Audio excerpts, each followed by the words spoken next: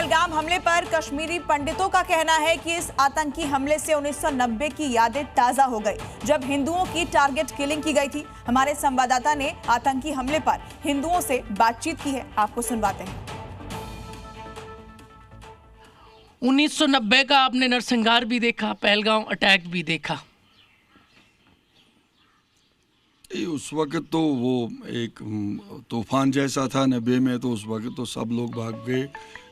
उस वक्त तो यहाँ कोई रहा ही नहीं। उस वक्त सब लोग चले गए, मतलब मुश्किलन से ही कोई आसपास में रह गया। कश्मीरी पंडित उस वक्त सारे भाग गए। उस वक्त एक दहशत का माहौल था 90 के दौर में।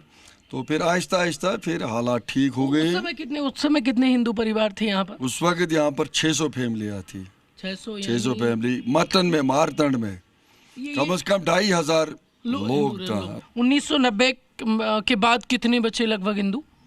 तो उस वक्त फिर वही 20-30 फैमिलियाँ यहाँ रह गई। आप भी भाग गए थे कुछ सालों से? कितने?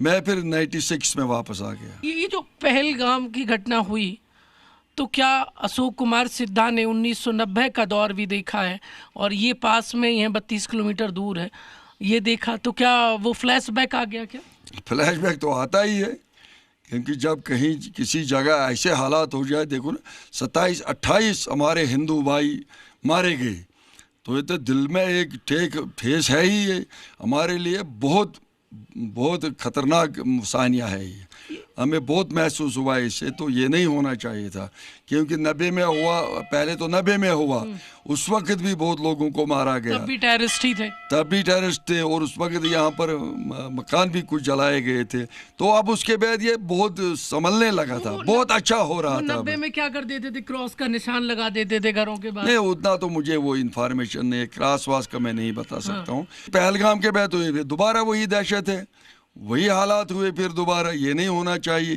क्योंकि अब अगर लोग आने शुरू हो गए, लोगों को लगता था कि हालात ठीक है अब।